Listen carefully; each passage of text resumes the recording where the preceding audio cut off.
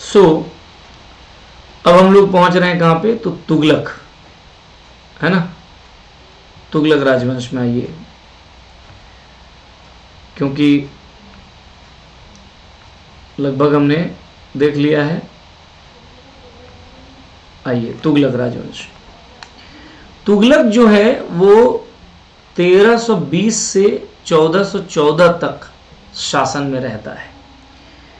सबसे पहला शासक रहा 1320 से 1325, 5 साल महज रहा, उनका नाम है गयासुद्दीन तुगलक। यहाँ MBT जो आप देख पा रहे हो, MBT का मतलब मोहम्मद बिन तुगलक, जौना खान जिसको कहते थे। और उसके बाद का जो शासक है वो FST है, तो फिरोज शाह तुगलक। 1325 से 50 यानी 25 वर्ष मोहम्मद बिन तुगलक रहेंगे, और 1350 से 88 यानी 38 वर्ष फिरोज शाह तुगलक रहेंगे। 1388 के बाद बहुत ही कमजोर राजाओं का एक दौर आता है। 1398 में तैमूर का आक्रमण होता है, तैमूर लंग का आक्रमण होता है, और 1414 जाते जाते इनका पतन हो जाता है और ये समाप्त हो जाते हैं। आइए देखते हैं सबसे पहला जो शासक रहा है, जिसको तुगलक वंश का संस्थापक भी कहा जाता है, और वो है गयासुद्दीन तुगलक। जैसा कि मैंने अभी आपसे कहा कि जो खुसरो खान है, चूंकि हिंदू कन्वर्टेड था, इसलिए इनको अपने ही दरबार में विभिन्न उलेमाओं और जितने भी प्रभावशाली व्यक्ति थे उन सब का विरोध झेलना पड़ा, और बड़ी बड़ी कम वक्त में क्या हो गया, तो इनको हटा दिया गया। और गयासुद्दीन तुगलक जो है अलाउद्दीन का जो सुधार, अलाउद्दीन खिलजी ने जो भी सुधार किए थे, मैंने दिखाया आपको, बताया आपको, उनको वापस ले लिया। बोले यार ऐसे सुधारों की ज़रूरत नहीं है, बाजार नियंत्रण और ऐसी चीज़ों को, ठीक है। इसके बाद क्या किया कि नहर निर्माण में बड़ी भूमि ये इंटरेस्ट लिया है, सड़क भी बनाया है गयासुद्दीन तुगलक ने, पोस्टल सर्विस की फिर से रीऑर्गेनाइज किया है, और 2 शहर, एक तुगलकाबाद एक आदिलाबाद नामक 2 शहर को बसाया है। याद रखिएगा बढ़िया से गयासुद्दीन तुगलक के बारे में। 1321 ईस्वी में, है ना, 1321 ईस्वी में वारंगल के काकतीय राजवंश को भी इन्होंने हराया है, और अब ये जो वारंगल है अब सुल्तानपुर के नाम से जाना जाएगा, है ना। वारंगल कौन से नाम से जाना जाएगा, तो सुल्तानपुर के नाम से जाना जाएगा। फिर क्या हुआ, इन्होंने उत्कल, उत्कल मतलब उड़ीसा, उड़ीसा पर भी ये क्या कर देते हैं, 5 वर्ष के शासनकाल में ठीक ठाक काम करते हैं, आप देख सकते हैं। और बंगाल से वापसी के क्रम में, जब ये बंगाल से वापस आ रहे थे, तो उस क्रम में दिल्ली में ही एक षड्यंत्र के तहत उनका एक बेटा है मोहम्मद बिन तुगलक, इनके द्वारा इनको मार दिया गया। एक कहा जाता है एक गेट इनके ऊपर गिर गया था, एक बड़ा सा, ठीक है, दिल्ली में। तो जब आ रहे थे बंगाल, उत्कल पर नियंत्रण करके बंगाल से जो वापस आ रहे थे, तो इस दौर में दिल्ली में इनके ऊपर एक बड़ा सा गेट गिर गया और ये मर गए। और ये कहा जाता है कि ये षड्यंत्र, यह मृत्यु मोहम्मद बिन तुगलक के द्वारा रची गई एक षड्यंत्र के तहत हुआ था। तो गयासुद्दीन तुगलक, तुगलक वंश के संस्थापक 1320 से 1325, इनके बारे में इतनी बातें। तो याद क्या क्या रखना है, तुगलकाबाद आदिलाबाद, ठीक है। इसके अलावा ये अपने ही बेटे मोहम्मद बिन तुगलक के द्वारा मारे गए एक षड्यंत्र में, ठीक है। आगे बढ़ता हूं, आगे अब आते हैं मोहम्मद बिन तुगलक में, और इस व्यक्ति को आप ये देख सकते हैं जौना खान के नाम से भी जानते हैं। आगे चल करके देखिएगा, यही जौना खान की वजह से एक नया शहर जौनपुर को बसाया जाता है फिरोज शाह तुगलक के द्वारा। यही जौना खान यानी मोहम्मद बिन तुगलक के कम्मोमोरेट में, यानी इनके यादगार में। 1325 से 25 वर्ष तक इनका शासन रहता है। इनका शासनकाल मुख्य रूप से जाना जाता है 5 ये अपने शासनकाल के अंदर में प्रयोग करते हैं। कितना प्रयोग करते हैं जी, 5 प्रयोग करते हैं, याद रखिएगा। और 5 में से देखिए कौन कौन सा प्रयोग है। एक प्रयोग है राजधानी, वो परिवर्तित करते हैं, राजधानी परिवर्तन करेंगे। एक खुरासान एक्सपेडिशन देखेंगे, यानी अभियान करेंगे। खुरासान कहाँ है, तो खुरासान है मध्य एशिया, मध्य एशिया, मध्य एशिया, जहां से मंगोल आते हैं। एक्चुअली इन्होंने ये सोच लिए कि मंगोलों को बार बार हराने से फायदा नहीं है, कि मानेगा नहीं इसको, इसके घर में घुस करके मारेंगे तभी कुछ होगा। और इसी के तहत ये खुरासान अभियान का प्लानिंग करते हैं। दोआब में कर वृद्धि, दोआब जो होता है ना, गंगा यमुना दोआब का जो क्षेत्र बिहार उत्तर प्रदेश का एरिया है, वहां पर उन्होंने टैक्स हाइक कर दिया था, टैक्स बढ़ा दिया था, एक तीसरा प्रयोग। चौथा प्रयोग कराचिल अभियान। कराचिल कहाँ है? तो अगर ये भारत है, ठीक है, अगर ये भारत है तो ये जो एकदम पूरा हिमालय का जो एरिया है यहाँ पे आपको नजर आएगा कराचिल, हिमालय की सीमाओं में, ठीक है। और एक इन्होंने एक और प्रयोग किया जिसको टोकन करेंसी कहेंगे, सांकेतिक मुद्रा कहेंगे। करेक्ट, इतनी बातें इनके द्वारा किया गया है। आइए देखते हैं इन सब चीजों का कॉन्सिक्वेंसेस क्या होता है। चूंकि ये सारे के सारे प्रयोग इनके फेल हो जाते हैं, इस वजह से इन्हें पगला राजा कहा गया है। क्या कहा गया है? पगला राजा। एक इतिहासकार है बदायूनी, बदायूनी, और बदायूनी लिखा है, बदायूनी एक इतिहासकार है और वो लिखते हैं कि जब ये मन मरे तो कहते हैं कि अंततः लोगों को उससे मुक्ति मिली। समझ में आई मेरी बात या नहीं समझ में आई? और उसे लोगों से मुक्ति मिली, ऐसा कहते हैं कि अंततः क्या है? अंततः लोगों को उससे तथा उसे लोगों से मुक्ति मिली, लोगों से मुक्ति मिली, ऐसा स्टेटमेंट बदायूनी ने दिया है इन्हीं के बारे में, मोहम्मद बिन तुगलक के बारे में। ध्यान रखिएगा, एक एक करके इनके प्रयोगों पर जरा गौर करते हैं कि आखिर क्यों ये फेल हो गया बंदा, कैसे कैसे प्रयोग करता है।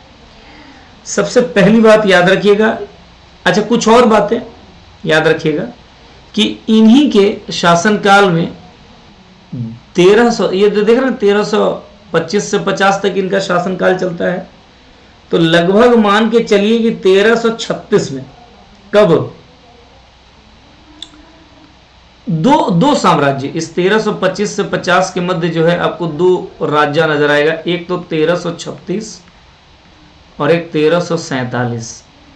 1336 में विजयनगर साम्राज्य और 1347 में बहमनी साम्राज्य।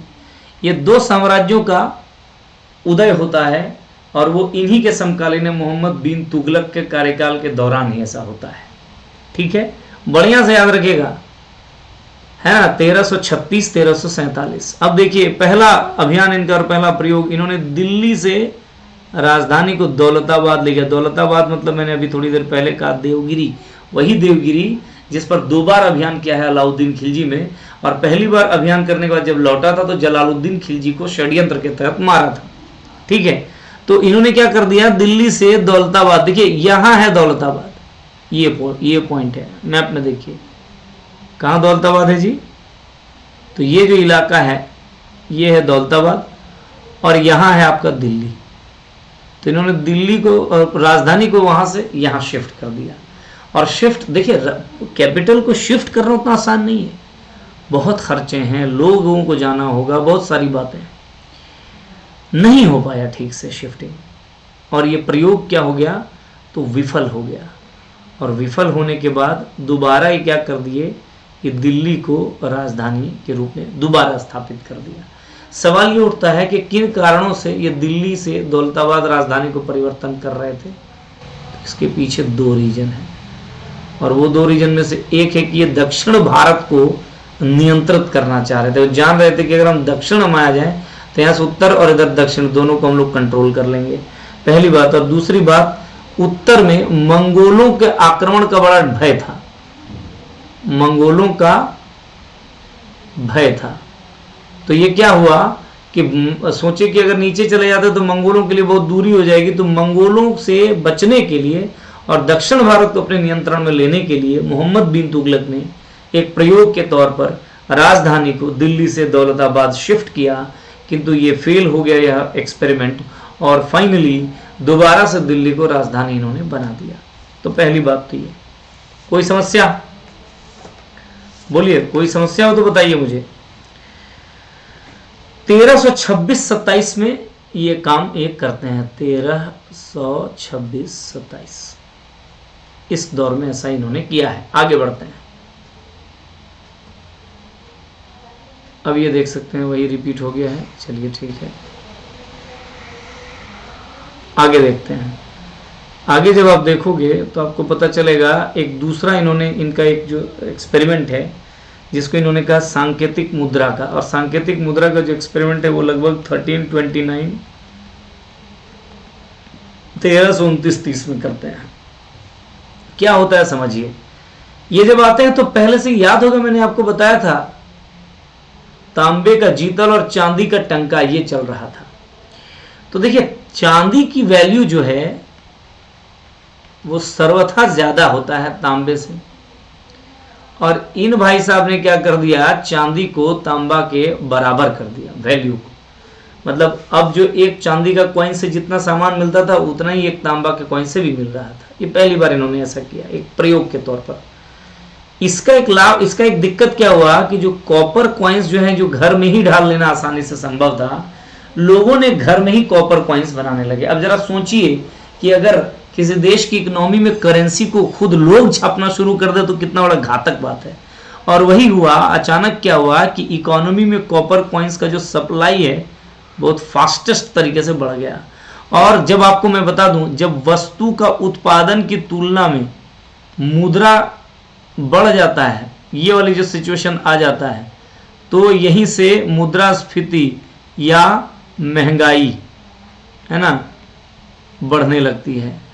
और इस मुद्रास्फीति से हमने अभी थोड़ी देर पहले आपको बताया मुद्रा की वैल्यू गिर जाती है, और इससे क्या होगा, अवमूल्यन या डिवैल्यूएशन होने लगता है करेंसी का, डिवैल्यूएट करने लगता है करेंसी। और वही हुआ, यानी इकोनॉमी एक तरीके से ध्वस्त हो गया। इनके इस एक्सपेरिमेंट ने बहुत भारी धक्का लगा है इस वक्त की इकोनॉमी को। और यही सब चीजों को देखिए, ध्यान दीजिएगा, ये दूसरा एक्सपेरिमेंट फेल हो गया। और जब इकोनॉमी को बहुत ज्यादा धक्का लगेगा तो इन्हीं सब चीजों को, अब देखिए और क्या हो सकता है, एक तो इकोनॉमी को धक्का लग गया, दूसरी बात एक और जो इनका तीसरा अभियान है वो खुरासान अभियान है।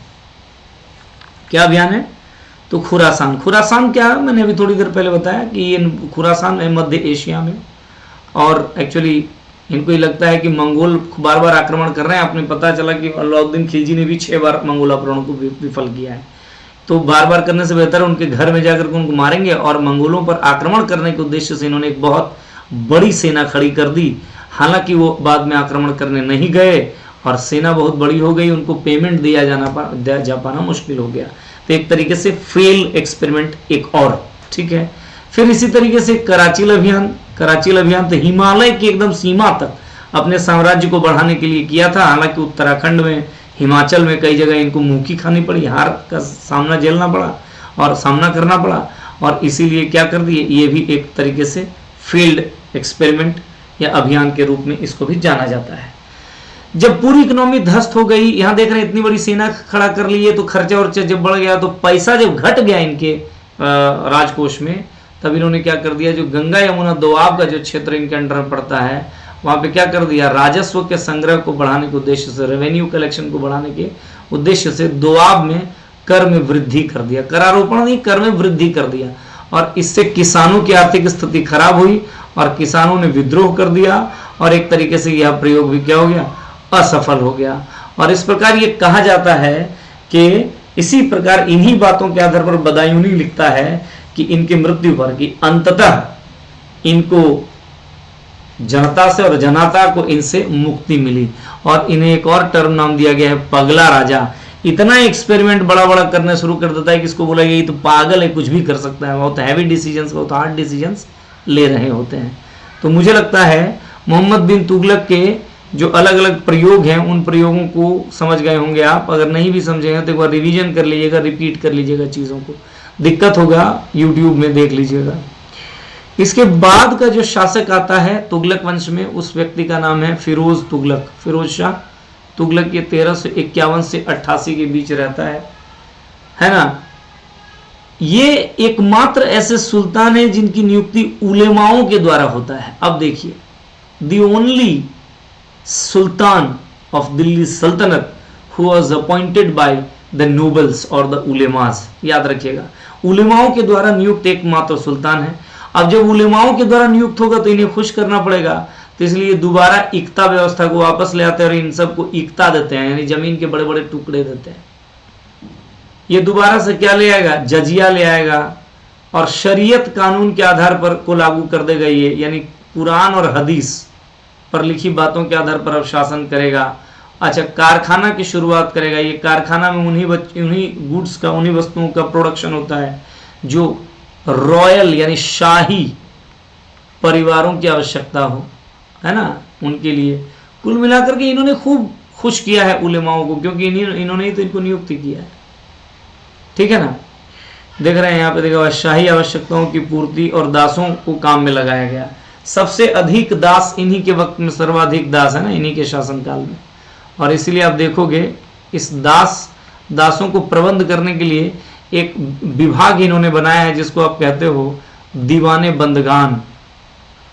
दीवाने बंदगान, है ना, तो याद रखिएगा। फिर आगे देखिए क्या हो रहा है। इन्होंने एक और विभाग बनाया दीवाने खैरात, जिसमें चैरिटी वगैरह, दान वगैरह देते थे। राजा ये अपने आप में कमजोर थे, इसलिए कमजोर थे क्योंकि इनको स्थापित ही किया है उलेमाओं ने, तो जो उनके नोबल्स है, उलेमाज हैं, उनका प्रभाव बढ़ जाता है। इन्होंने एक शहर बसाया, एक बनाया फिरोज शाह कोटला, जहाँ पे क्रिकेट मैदान है आज के टाइम में। उस क्रिकेट मैदान को आप अरुण जेटली स्टेडियम बोलते हो। फिर इन्होंने नहरों का बहुत ज़्यादा विकास किया है, खास करके सतलज में। फिर जौनपुर शहर बनाया है, मोहम्मद बिन तुगलक को डेडिकेट करते हैं। मोहम्मद बिन तुगलक का दूसरा नाम जौना खान था, तो जौनपुर। और इसके अलावा हरियाणा में एक जो हिसार है, इस हिसार को भी इन्होंने डेवलप किया है। इनके बारे में दो और बात याद रखिएगा। अशोक के दो शिलालेख हैं, एक दिल्ली टोपरा और एक दिल्ली मेरठ। पहले ये टोपरा में था और एक मेरठ में था। इन दोनों को दिल्ली में शिफ्ट करवाने का काम कौन करता है, फिरोज शाह तुगलक ने, ठीक है, याद रखिएगा। 1388 से 94, उसके बाद जब इनके बाद का दौर है जो कमजोर राजाओं का दौर है, 1394 में एक व्यक्ति आता है नसीरुद्दीन मोहम्मद शाह, ठीक है, तुगलक। और इनका भी विद्रोहों का, कई विद्रोह इनके टाइम में होता है। कई छोटे छोटे राज्य जो है, विजयनगर, बहमानी, ये सब और विद्रोह पर उतर जाते हैं, बन जाते हैं।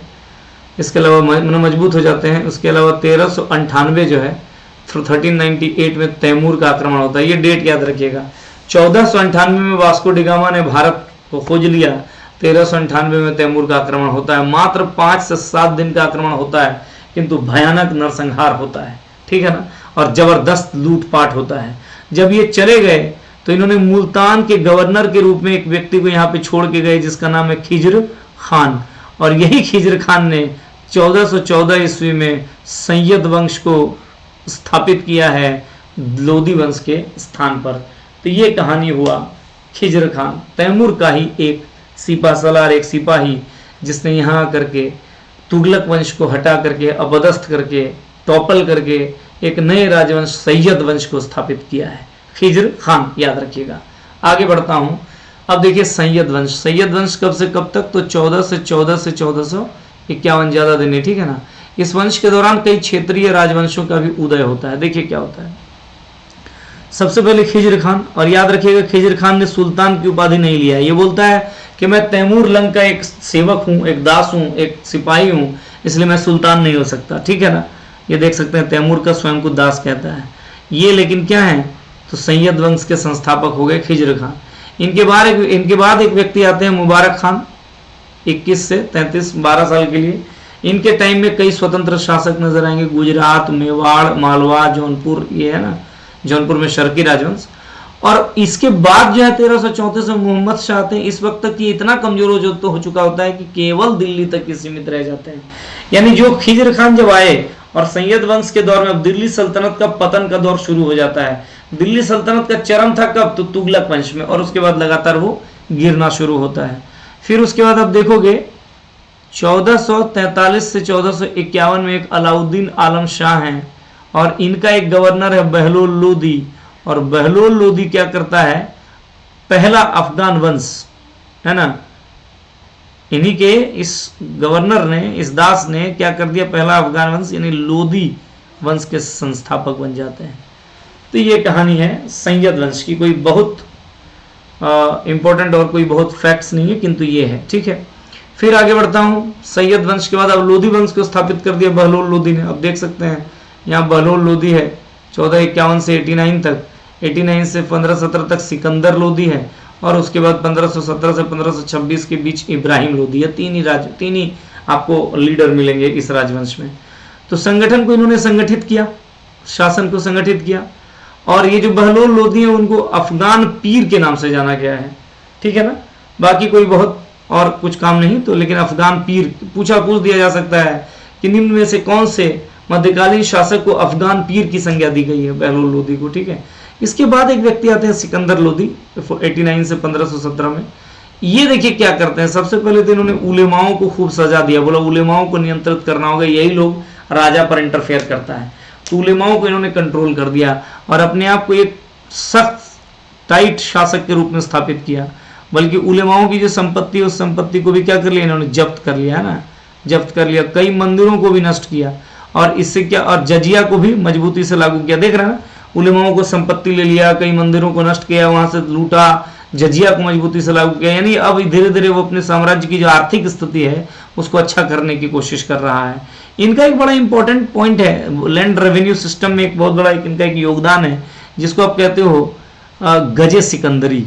गजे सिकंदरी एक वास्तव में एक जमीन का एक पैमाना है और इस पैमाने के ही तहत इन्होंने क्या कर दिया, भूमि को मेजर किया, मापा, और माप करके फिर इसको क्या किया, क्लासिफाई किया, है ना। और उसके बाद अलग अलग भूमि की गुणवत्ता के आधार पर उसमें टैक्सेशन किया। तो ये बात याद रखिएगा।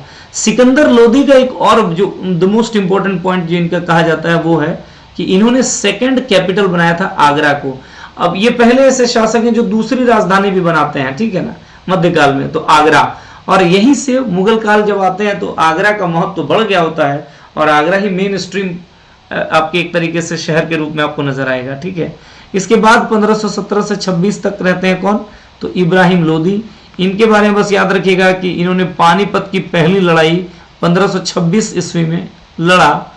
किसके किसके बीच, किसके किसके बीच, तो बाबर और इब्राहिम लोदी के बीच। इब्राहिम लोदी हार गया और क्या हुआ, यहीं से इस आपका बाबर ने स्थापित कर दिया, किसको,